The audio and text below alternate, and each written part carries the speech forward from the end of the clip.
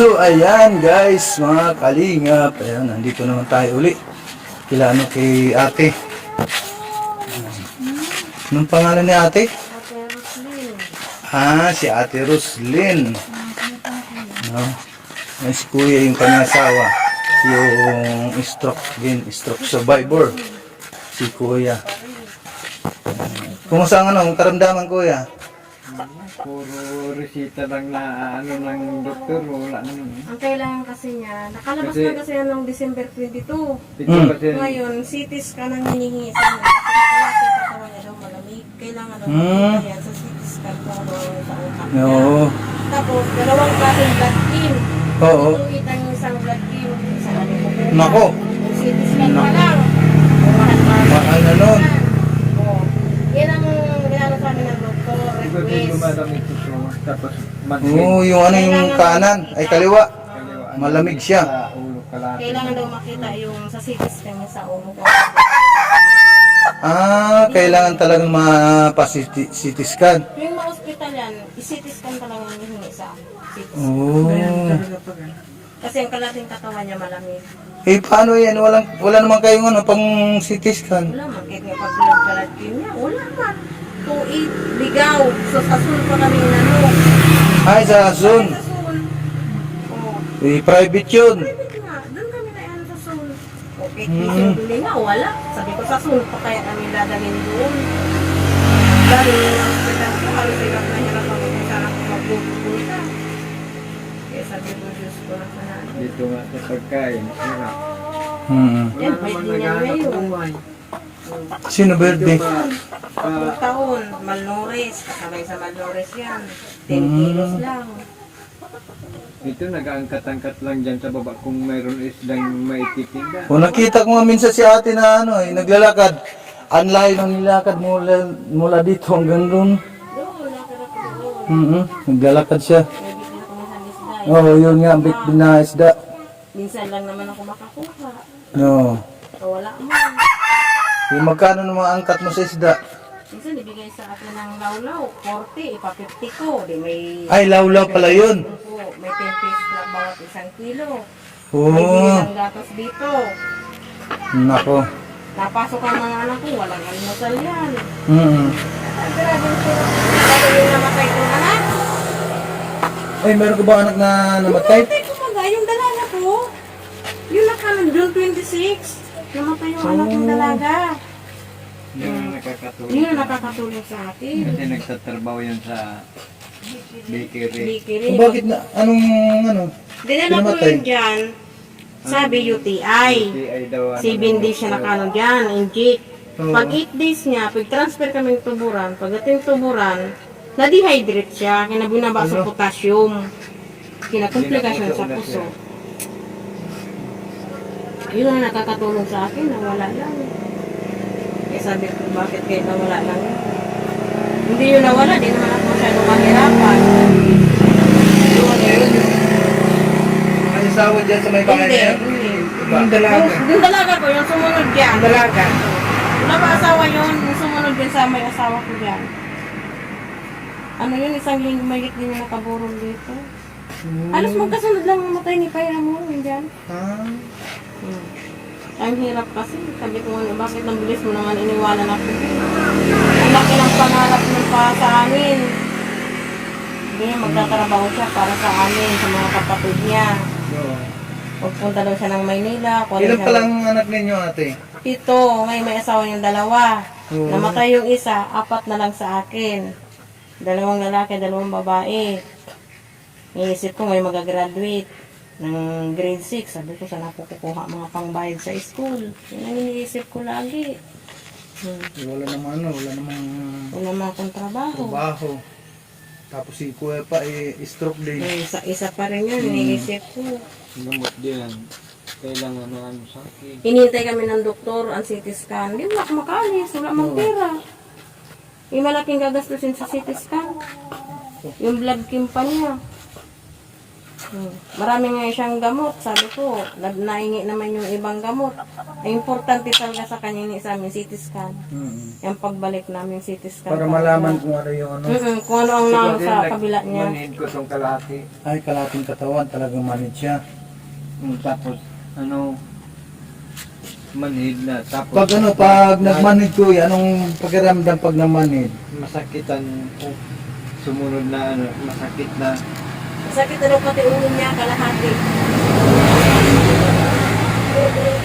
Pag nagigitak, ano?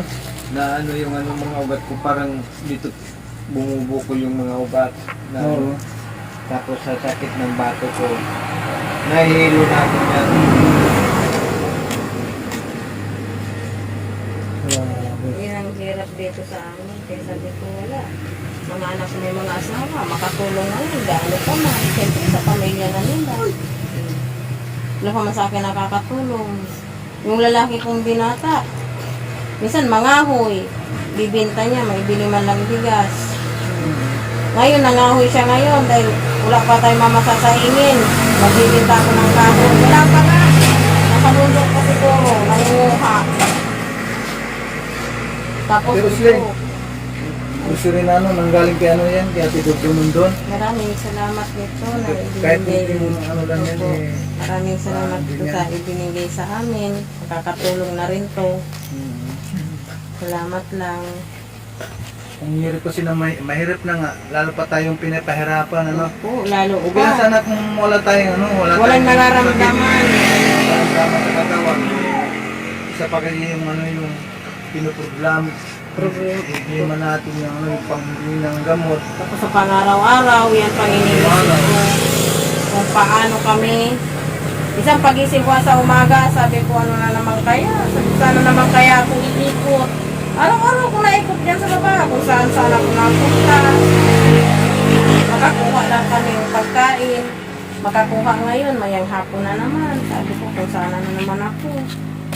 Minsan, sakit na ng ulo ko sa kakaisip. Sabi ko.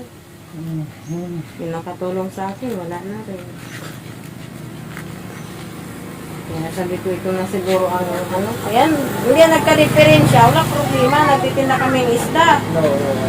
Hindi ako mahirapan sa pangaraw-araw namin. Nagkaganyan na si Kuya. Yung nagkaganyan siya, wala na Dapat rin. sa pagtitinda. Pagtinda namin, wala na. Mahirap pag lalaki din nagka-diferensya kasi talagang Pilay. Kumbaga sa ano, pilay. pilay ka talaga, wala na. Wala na mangyari. Kaya sabi ko nga, kadami-dami dyan, bakit ikaw pa nagkaganyan? Okay lang sana kung mayroong kang ano, mayroong kang trabaho, eh, maka-survive ka pa paano. Wala man. Eh, wala naman. Wala man ako trabaho. Sa Maynila, sana marami mapapasukan ako. Kaya kaso mayroong kang Ito. anak na maliit. Ito lang ang iniisip ko. Wala mag-alala pati sa kanya pag ako umalis. Magtrabaho. Dalawa yung ano mo, yung sinusulder na Kasi pag makalabas Bantayan. lang, nilagyan ko na nga, pang isang araw, nandiyan sa gitna eh. Oo, dinagdagan ko na, kasi nandiyan na siya sa gitna. Wala siya. oh, Tapos doon naman sa kabila, palalagyan ko ng pinto, kasi baka malagyan sa may baka bangin. baka mahulog naman niya sa bangin. Pang ano ko naman, mga pambiling pa ko, materialis, wala rin, kaya hindi ko magawa-gawa. Hindi ko ang hirap. Marami, pili mong isipin, pag naisip mo, hindi mo magawa. Kasi wala man. Sabi ko, Diyos ko, pinakit talaga ako, di ko na lang kung anong gagawin ko. Yung nakatulong na anak mo eh, Nawala din. kinuha pa. Dalaga na yun, 20 anyos na. Mm. Nakita mo na yun, ito yung ano nun. Halika ito, bebe. Ito ang Ay, gusto sige, mo. ano. Noy, sige niya, Noy. Sige man, isa ano? Pasok po kayo. Nakita mo na to. Oo, ito ang anak kong namatay. Ang ganda pala ni ate oh. Ilang taon na yan siya? 20. Magba-20 noong April 20 rin yan. Ito ang inaano ko, kung paano kami mag-ano dito. Ah, ito yung ano, yung sinasabi mo ate na ano, Bangin. na baka mahulog dito yung anak mo. Maraming Kaya na nga. siya. Eh, naku, pag gumulong pa dyan, eh, mas delikado. Opo, yan nga inaano ko kasi may mga ano na dyan. Mhm. Yan. Ito si ate, anak mo rin ito. Opo, anak ko ilang taon na siya ate? 12. Yan ang magagraduate ko. Ng grade 6. Hirap na hirap ako kung paano gagawin ko. Ate, anong pangalan na ate? Sarami po. Sarah May. Alam mo na yung, yung kahirapan natin ha. Kaya tandaan mo, pag ikaw ay magsipag sa pag-aaral, kailangan pagbutihin para yung para yung pamumuhay. Alam mo naman yung kahirapan nila ni mama at papa. At ngayon di ba naintindihan naman yung sitwasyon ni papa mo ngayon. Ano nangyari sa kanya? Na-stroke. Alam ni ate, pero yun ang isipin mo ate ha, na sana pagdating ng araw ay makatulong tayo sa ating magulang para kahit pa paano maibsan ba yung yung kalamputan. Lalo yung meron kong isang kapatid na pumanaw na rin, at yun, isipin natin yung mga para sa kanila, sa mama at saka sa papa mo, at makatulong tayo sa pamamagitan ng pag-aaral. Dito lang kayo natutulog ate, ano? Wala man, ito nga, giba-giba na to kuya. Wala man pang sahi. Oh. Kahit baligan namin, karton lang. Wala man, pambili. Oo. So, kung nga to, karton na lang yan. Wala. Tapos dito, sino naman Diyan po natutulog? kami, yung Ay. iba kong anak dito. Karton din ang sakin. Oo. Ano nga ano. Ganun talaga. Talagang Wala rin talaga. tiis-tis lang. Nagkataon lang talaga na tayo ay mahirap. Kaya ganyan ang nangyari. Kaya minsan, naiyak na lang ako pagising ko sa umaga. Di ko alam kung anong gagawin. Dito na rin kayo nagluluto, ano?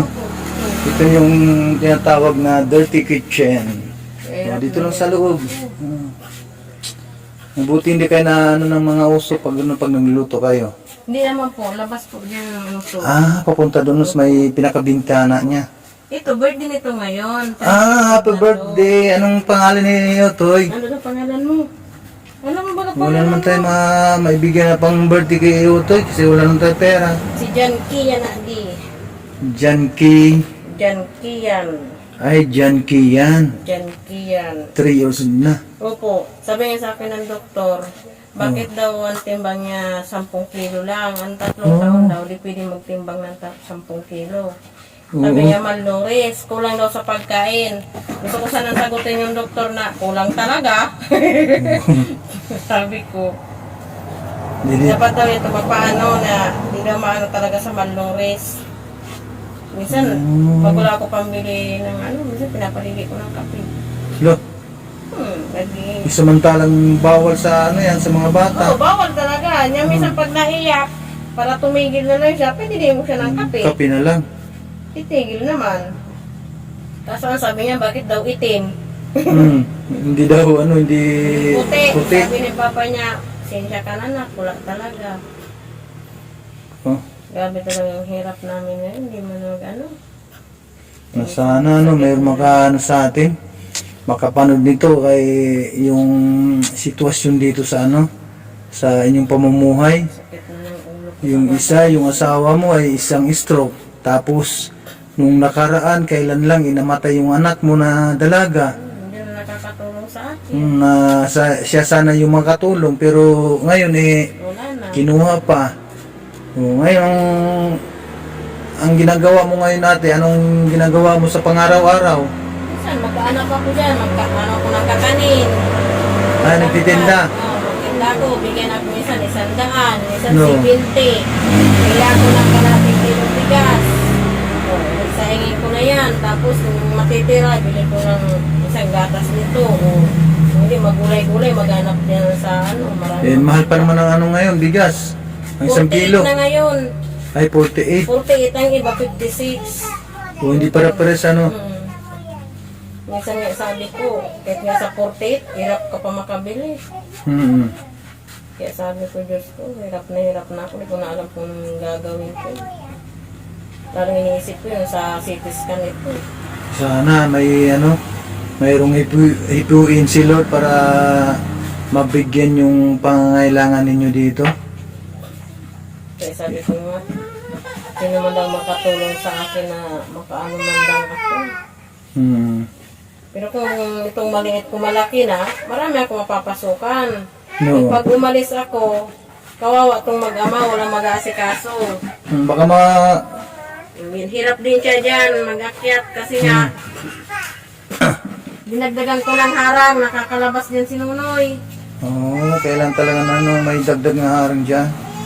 Kasi tabing kalsada, baka mamaya biglang tatakbo. May isang araw nasa gitna na hindi man nadagdagan. Oo. Ngayon, dinagdagan ko, sabi ko, mahirapan ka mag-akbak, isa si Nunoy doon, masagasaan. Kaya nga. Sabi ko, Diyos ko, nakakanado. Dito ang problema ngayon, pag baka dyan lulusot, Nalagyan siya dyan sa may bangin, bangin. mas delikado naman. Matusok siya dyan ng mga kawayan. Kaya di rin ako, pag na umaalis ako, iniisip ko dyan, baka mapunta na naman ka ako dyan. Hmm. Ngayon, naghintay nga ako kung may magpaangkat isda, wala man daw ko na naubos. Ay, walang lawlaw. Wala. Kaya sabi ko, di man ako makatinda, wala. Walang, isda. walang ganong lawlaw ngayon.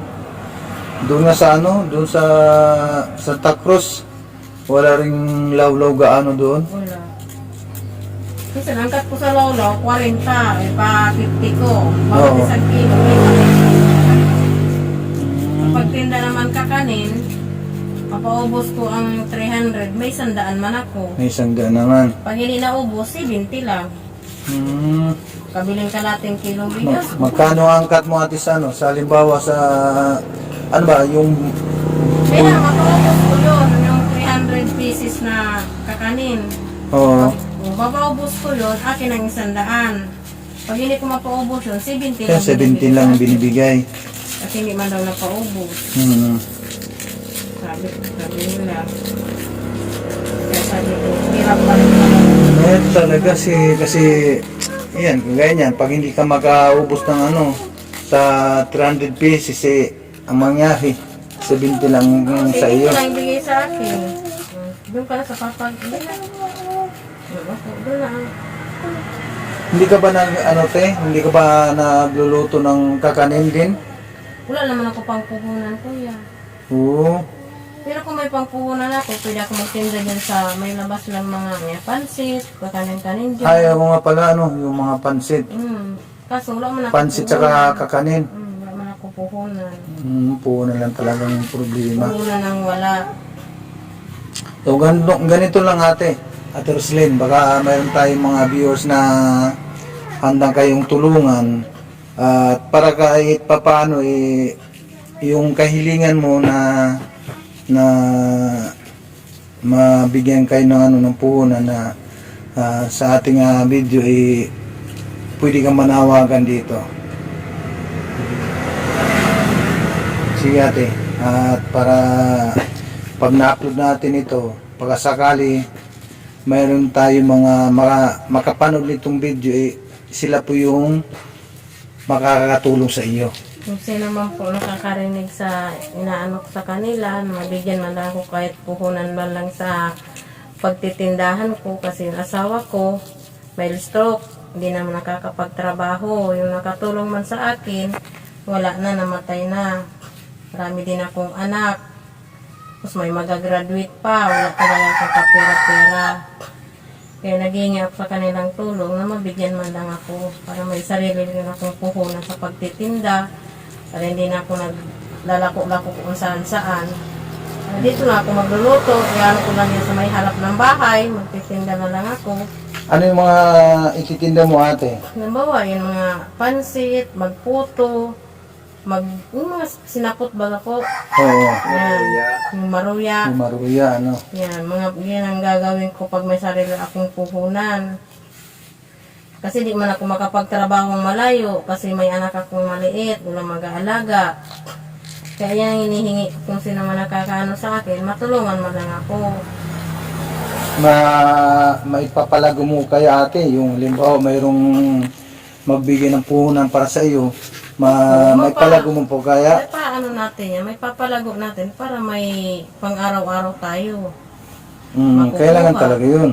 Kasi kung hindi mo palago yun, wala ka na naman pang-araw-araw. Kaya yun ang hinihingi ko sa kanila na mabigyan man lang ako ng puhunan sa pagtitinda. Kahit ano na lang gagawin ko pagtinda, magtindang isda. Kaso ang problema ko naman ang yung motor, kung malayo ang pagtitindahan ko. Kasi dati nagtitinda akong ligaw. Batan, diyan ako nagtitinda ng isda. May motor kami noon, ngayon wala na. Naibinta ko dahil nung nagkasakit nga to. Naibinta ko sa kanya. Kaya sabi ko, ang hirap. Hirap ng buhay talaga. Mahirap talaga. Pag ganitong tayo ay mahirap na nga. Lalo pang pinapahirapan. Sige po, Ate Roslyn. Halimbawa, mayroon makapanood nito, kung mayroon silang na gustong itulong para sa inyo, alam niya na kagad na kami pupunta dito. Opo. Sige po, Ate Roslyn na. Maraming Kuya, salamat po. sige po. Ano ang may sabi mo sa mga makapanood dito, Kuya? Isang ano ka rin, yung ika nga ay stroke survivor na mild stroke. Baka meron kang panawagan sa makapanood dito. Sana naman kung sino man makapanood po dito sa aming kalagayan, matulungan nyo man po kami. Ano sa CT scan mo? Hindi kasi ako makaano sa parang yung dila. Naglalak. Po, pag matagal na siya magsalita. Sige po, anong pangalan pala ni Kuya uli? Salvador po. Salvador. Sige po, Ate Roslyn at Kuya Salvador. At halimbawa, mayroon po tayong makapanood nito na mga, lalo yung mga OFW natin mga kababayan na handa po silang tumulong sa inyo at makakarating naman po. Sige po. Ayan. Maraming salamat po sa inyo lahat. Ayan. God bless po. Bye-bye. So, ayan po mga kalingap mga kapatid. At yun na, mga asawa, si Ate Roslyn at saka si Kuya Salvador. At yun nga, at ang sabi nga nila ay kailangan doon nila ng panghanap buhay. Ano po?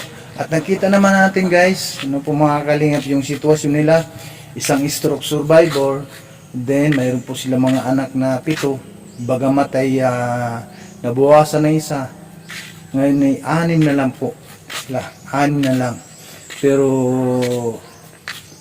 laban lang, ano po, at kahit pa paano, kung sino man ang makapanood nito na handang tumulong para sa kanila, ay kaagad si Kalinga Jose o si Juicy Vlog ay agaran po kami pupunta dito para kung ano yung ibigay sa mga makapanood nito, kami po ay babalik dito para po ibigay po sa kanila yung kanilang hinihiling sa mga ganitong sitwasyon. Maraming salamat po guys, and God bless sa lahat. Kay Ate Idol Mundon, maraming salamat po. Kay Ate Inday PB, Ate MBHR. Yan, maraming salamat sa inyo. At kay Ninang Jen, maraming salamat po. At kay Kuya Bal Santos Matubang, Ate Edna and Kalinga Prab. Bye-bye po and God bless us all. Mabuhay po ang lahat.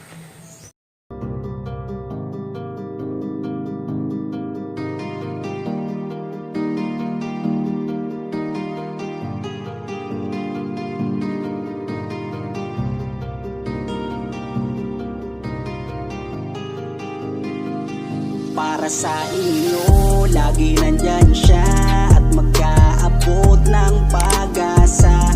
Kahit gaano kahirap, kakayanin para lang makapagpasaya ng kanyang kababayan na lubos na nangangailangan.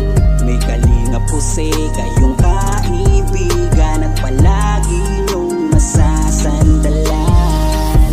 minsan di nagdalawang isip na tumulong. Kung kinakailangan nandyan siya at hindi umuurong. Basta para sa inyo kahit maputi kang daan, hindi niya alintana para lang makapaglaan, makapagpasaya ng mga taong nalulumbay. Nandyan siya at magbibigay ng kulay.